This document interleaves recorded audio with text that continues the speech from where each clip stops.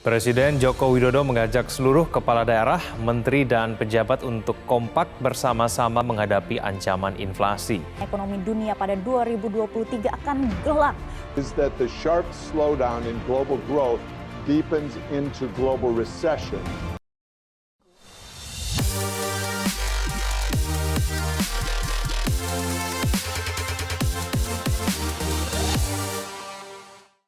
Halo Sobat The Consulting, kembali lagi di YouTube The Consulting. Nah, pada kali ini kita ada program baru, yaitu namanya Dcast atau The Consulting Podcast. Nah, Dcast ini kedepannya akan membahas seputar topik-topik yang sedang viral atau sedang ramai diperbincangkan. Nah, seperti saat ini kita akan membahas tentang resesi 2023. Nah, sebelum kita membahas tentang topik tersebut, kita sudah kedatangan pembicara spesial pada hari ini. Halo.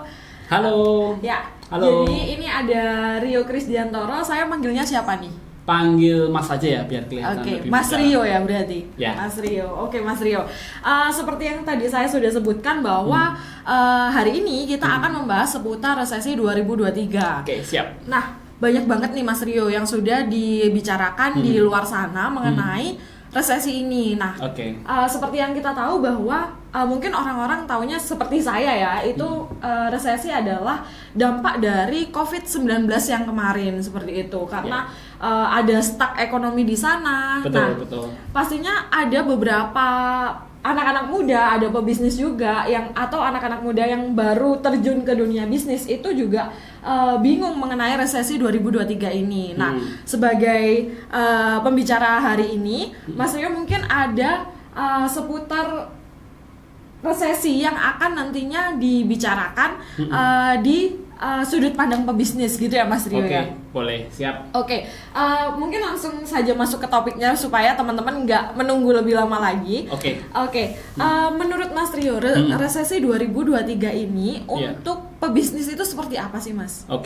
Jadi kita kalau ngomong masalah tahun 2023, kita tahu ya kita flashback deh di tahun 2019, 2020, 2021 dan saat ini 2022. Tentunya kita masih ingatlah momen-momen bagaimana pandemi ini mulai berawal dari dulu awalnya ditemukan dari China sampai akhirnya Maret 2020 ya itu masuk ke Indonesia. Betul. Dan itu sampai saat ini pun masih sangat berdampak sekali. Betul. Nah itu adalah cikal bakal, bukan cikal bakal juga sih, tetapi awalnya bagaimana resesi ini nanti di tahun 2023 ini itu sudah mulai tergambar nih. Jadi ini dampaknya akan sangat-sangat luar biasa. Sebenarnya sih nggak cuma pebisnis, bahkan sebagai pribadi, bahkan karyawan pun, bahkan freelancer pasti akan terdampak. Karena kalau ngomongin resesi itu tarafnya global ya.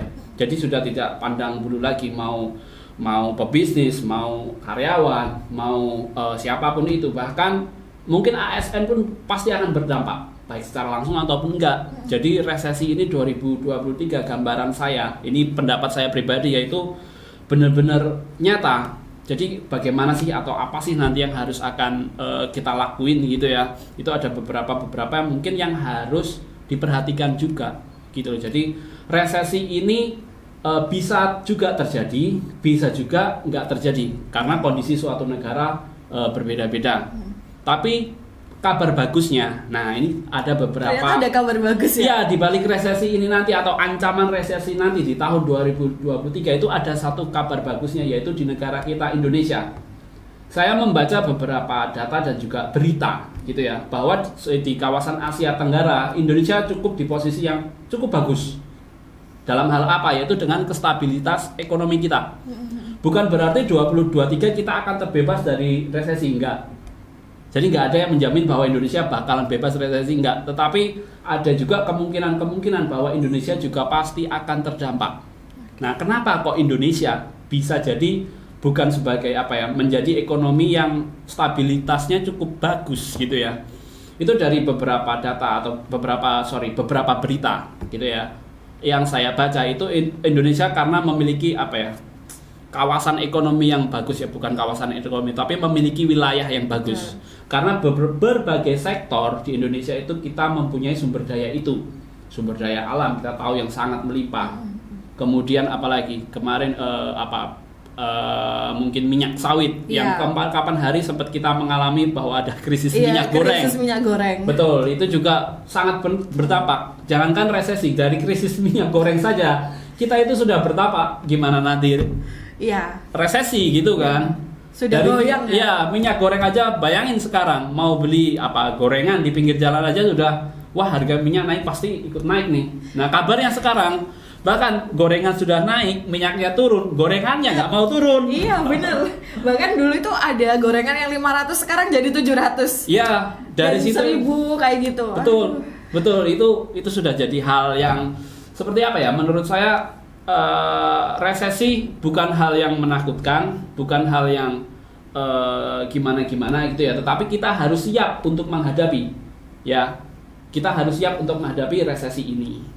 Jadi gitulah kurang lebih gambarannya untuk 2023 nanti.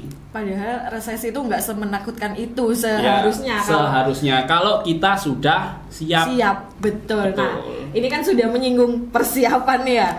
Jadi kan banyak di luar sana yang memang membahas seputar resesi ini cukup menakutkan. Banyak sekali konten yang dibuat resesi ini menjadi dunia yang kelam kayak gitu. Nah, pastinya kalau misalkan kita tidak mempersiapkan itu, pasti kita akan terjerumus ke dunia yang kelam tersebut ya, Mas Yoyo ya. Betul. Nah, untuk menyelamatkan diri nih, ini kan masih 2022. Betul. Nah, masih OTW ke 2023. Persiapannya untuk pebisnis apa sih yang harus dipersiapkan untuk menjelang resesi 2023 ini, Mas? Oke. Jadi di tahun 2022 ini mungkin tidak banyak waktu yang tersisa untuk 2023 dan kita tidak tahu apakah benar terjadi nantinya di tahun 2023 ini untuk resesi, kita nggak tahu. Tetapi ada hal-hal yang mungkin harus diperhatikan. Jadi ada hal juga yang harus dipersiapkan. Kita mungkin berada di negara yang zona ekonominya masih ya bisa dibilang mendingan lah dibanding negara-negara lain gitu ya. Tapi kita juga nggak boleh menyepelekan hal itu. Jadi kita meskipun ada ancaman resesi di 2023, kita juga harus tetap persiapan. Karena apa? Dari berita-berita yang saya dengar gitu ya, saya lihat itu banyak sekali negara sekarang itu sudah mulai krisis. Ya, di Asia Tenggara sendiri yang saya tahu itu awalnya dari Laos. Mereka inflasinya sudah sangat-sangat tinggi. Ya, sangat-sangat tinggi, dan dari berita terakhir yang saya baca untuk tingkatan inflasi di Indonesia secara year on year itu naik di angka 1,7 sekian persen. Saya lupa persisnya berapa, tapi masih di angka 1, sekian 7%. Itu menandakan apa? Menandakan bahwa Indonesia pun juga masih di dalam kondisi yang cukup stabil. Ya, karena kita tahu ya tingkat inflasi dari Indonesia itu pun juga tidak terlalu angka yang tinggi-tinggi. Tapi dari berita yang saya lihat gitu ya, di Laos itu sudah inflasinya sangat-sangat tinggi. Ya, bahkan nilai dolar rupiah pun bisa juga sudah mulai tinggi, dan ini pun diikuti juga oleh negara-negara global. Seperti yang kita tahu kemarin di Inggris.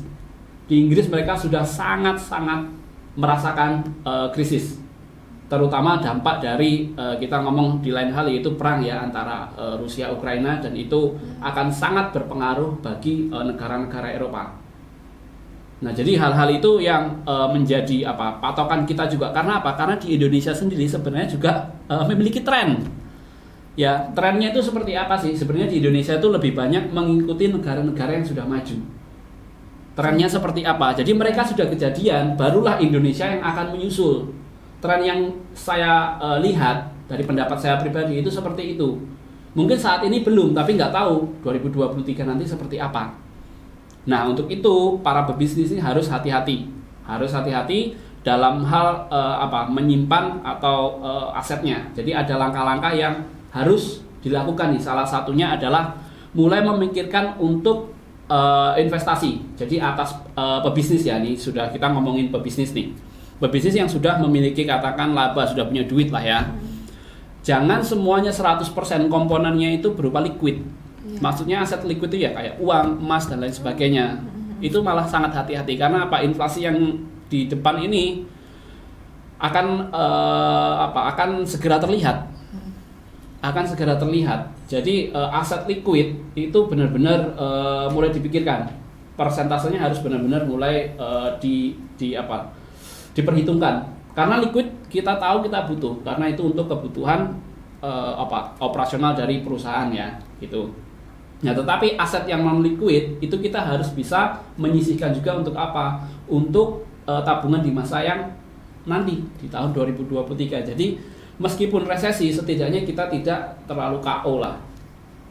Gitu. Begitu juga untuk yang pribadi. Jadi nggak cuma pebisnis, pribadi pun juga harus mulai menyiapkan. Jadi kalau pribadi itu lebih ke investnya yang jangka menengah atau jangka panjang. Jadi aset liquid kita tahu kita butuh, tetapi kita juga harus mengkomposisikan itu. Jadi liquidnya berapa, aset tetapnya berapa, seperti itu. Itu salah satu yang harus diperhatikan pebisnis juga nih.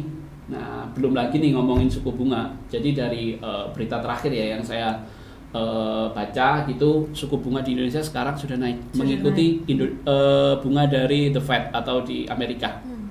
Ya, jadi sudah mulai naik dan kabarnya akhir tahun ini pun itu juga ikut naik. Nah, jadi untuk itu, menghadapi kenaikan suku bunga ini pebisnis ini juga harus istilahnya harus aware juga. Ketika suku bunga naik, hati-hati dengan utang Anda, terutama utang bank. Itu sangat-sangat resiko itu.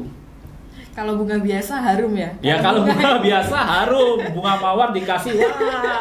Ini kalau bunga bank siapa yang mau dinaikin? Apalagi kalau naik, wah. Iya. Jadi berbahaya ya Mas. Berbahaya sekali itu. Terus untuk menghadapi bunga bank yang naik itu, bagi pebisnis ini apa sih solusinya Mas Rio? Oke. Kita tahu bahwa pinjaman bank itu juga sangat-sangat membantu, terutama bagi bisnis ya. Pinjaman itu sangat membantu karena apa? Karena kita tidak perlu mengeluarkan uang kita. Kita memakai uangnya istilahnya pihak ketiga, yaitu dari bank. Akan tetapi yang perlu diperhatikan adalah tentang penggunaannya. Janganlah dipakai yang buat yang aneh-aneh. Misalnya buat senang-senang direktur, buat perjamuan komisaris. Ngapain? Bentar lagi kita nih mau dunia nih kondisi kayak gini nih. Kurangin aja senang-senangnya. Jadi utang untuk perusahaan baiknya digunakan untuk hal yang konsumtif. Salah satunya misal contoh utang bank untuk pembelian mesin still oke, nggak masalah. Karena apa? Kita tahu mesin untuk kebutuhan produksi, ya kan? Kalau kita nggak disupport itu, ya gimana perusahaan mau jalan? Kemudian pembelian bahan baku, misalnya membutuhkan stok yang untuk menjaga stabilitas untuk produk di dalam negerinya sendiri. Nah itu juga harus melakukan stok. Nah karena mungkin keterbatasan dana, akhirnya kan pinjam. Nah hati-hati juga di situ. Jadi untuk pembelian stok juga bagus sih, cuman juga harus diukur. Kemudian yang terakhir yang menurut saya cukup resiko juga. Dan ini sudah diwanti-wanti juga oleh Presiden terkait dengan barang impor. Jadi sebisa mungkin kalau ketika akan menghadapi resesi ini, penggunaan impor itu sudah harus dibatasi. Jangan sampai kita terlalu banyak menggunakan impor. Karena apa? Impor itu kan transaksi dengan dolar. Semakin kita sering impor, semakin kebergantungan kita kepada dolar, ya kan? Mungkin imbasnya bisa jadi dolar naik. Tetapi di kondisi saat seperti ini, dolar dari berita yang saya baca, dolar itu selama pandemi Amerika itu selalu mencetak uang. Hanya uang. Betul. Akibatnya apa? Ya sekarang. Mungkin saat pandemi Amerika itu terlihat bagus karena apa? Karena rakyat mereka disubsidi. Karena mereka barang-barang apa yang didapatkan murah. Karena nggak tahu di balik itu ternyata Amerika mencetak uang dan itu berimbasnya sampai saat ini. Akibatnya apa? The Fed mulai naikkan suku bunga karena apa? Uang sudah terlalu banyak. Itulah. Jadi untuk kaitannya dengan impor ya kita sudah mulai batasilah penggunaan impornya itu. Optimalkan dulu yang ada di dalam negeri. Nah, sehingga kebergantungan kita terhadap dolar itu kita juga bisa di manage.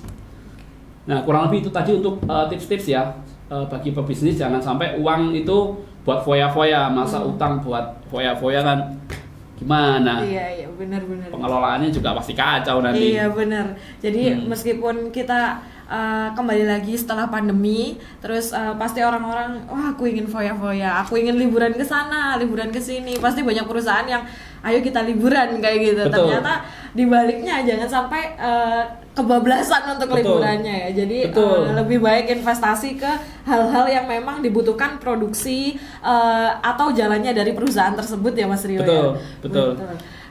Terus Mas Rio, kalau misalkan tadi menyinggung tentang suku bunga nih, nah tentang hutang. Kalau misalkan dari dulunya sudah ada perusahaan itu sudah punya hutang, nah terus tiba-tiba, aduh suku bunganya naik, ini bagaimana Mas Rio? Apa yang harus dipersiapkan oleh pebisnis seperti itu?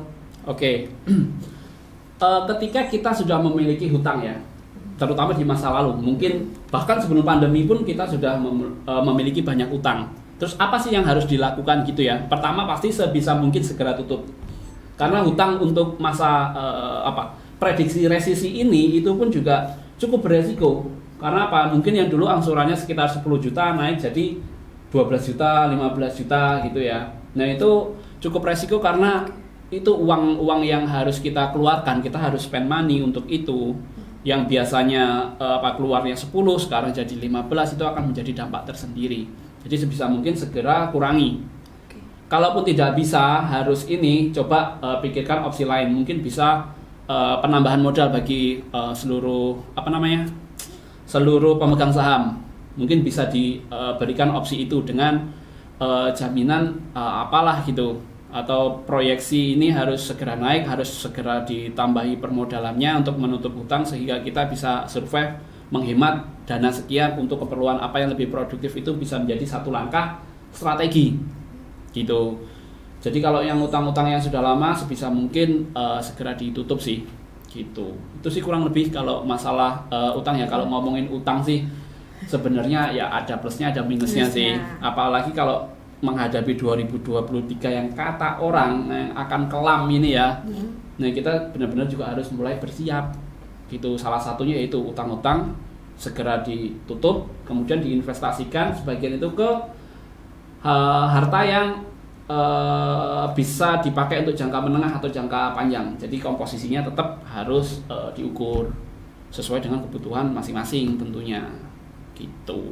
Oke, tadi sudah banyak banget ya, salah satunya tentang hutang. Berarti boleh kalau dulu kan jangan sampai punya hutang terus gali lubang tutup hutang. Kalau saat ini boleh ya Mas Rio ya, karena untuk menyelamatkan hal tersebut kita harus memilah bunga bank yang sesuai dengan kebutuhan perusahaan kita seperti itu.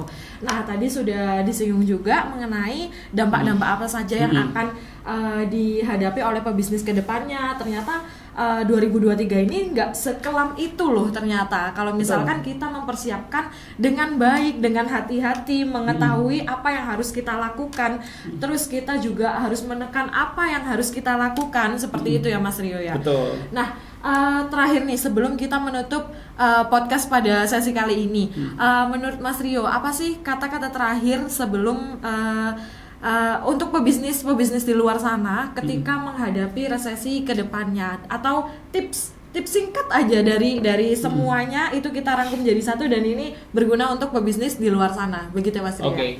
Jadi untuk pebisnis di luar sana, mungkin bagi yang masih mau merintis atau mungkin yang sudah ada gitu ya, tolong manage keuangan Anda. Itu akan sangat-sangat berguna karena di tahun 2023 ini bisa saya katakan gambling, karena dari kondisi negara sendiri sih masih kelihatan stabil, tapi kita tidak tahu apa yang akan terjadi karena banyak sekali faktor yang akan mempengaruhi resesi ini. Kalau pemerintahan kita bekerja secara optimal, itu saya sangat apresiasi sekali. Apabila resesi ternyata tidak terjadi di Indonesia di tahun 2023, saya sangat mengapresiasi sekali untuk pemerintahan kita. Nah, tapi di luar itu tentunya kita harus harus mempersiapkan diri.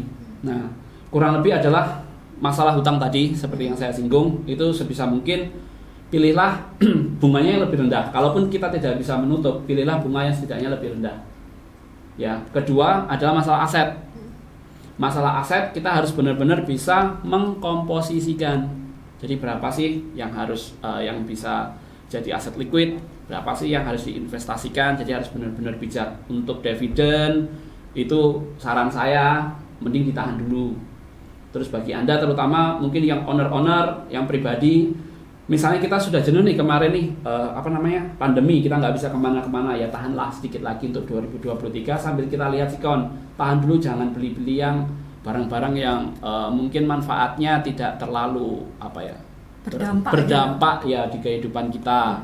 Kemudian bukan mengurangi sih, untuk jalan-jalan boleh, tetapi lebih sesuai porsinya. Sesuai porsinya, secukupnya aja lah. Betul. Jangan yang terlalu yang gimana-gimana, karena 2023 ini memang dari data dan juga berita yang saya lihat itu cukup menyeramkan sih kalau skala global ya. Iya, skala global. Skala global itu. Terus kemudian masalah untuk pebisnis lagi, untuk pemanfaatan hutang, balik lagi ya, untuk kebutuhan yang produktif ya, jangan dipakai buat senang-senang, jangan dipakai buat liburan, nanti utang komisaris dan juga jajaran direksi tingkat atasnya malah pergi jalan-jalan. Sedangkan kita yang akan hadapi ini udah kelihatan nih, kelihatan nih, wah bakalan suram dan lain sebagainya. Jadi lebih baik untuk di sisa waktu yang ada, manfaatkan sebaik mungkin, performanya dinaikkan sebaik mungkin, supaya apa, di 2023 kita bisa survive bersama-sama.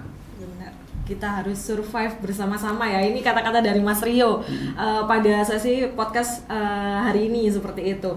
Jadi buat teman-teman semua, kita hadapi resesi 2023 ini terutama di Indonesia, bukan berarti kita tidak akan menerima atau menghadapi resesi ini, tapi kita bisa menekan dan mempersiapkannya dari dini seperti itu. Mumpung kita masih di 2022, OTW ke 2023, daripada kita menggali lubang sendiri, mending kita menyelamatkan negara kita juga supaya tidak terdampak besar dari resesi global ini. Seperti itu Mas Rio. Terima kasih Mas Rio. Sebelumnya pastinya haus nih, haus ya. Kita dari sudah tadi saya ngomong, sebenarnya saya tuh pengen ini air keran apa mati ya. Ada air di sini Mas Rio. Oke. Iya. Ini bisa diminum nih? Boleh banget. Oke. Boleh banget.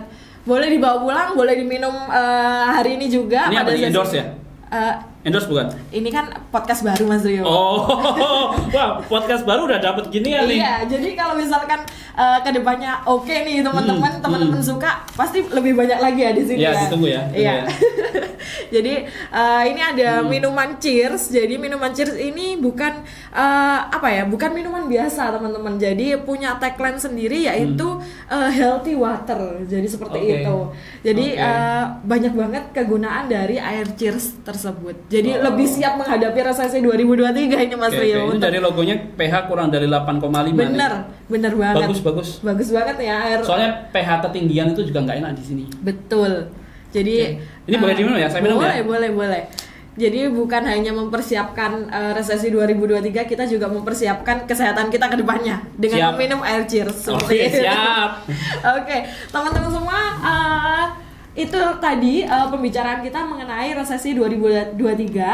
Kalau misalkan teman-teman ada topik khusus yang lagi viral, yang lagi in, yang lagi ingin dibahas oleh teman-teman semua, bisa tulis di kolom komentar.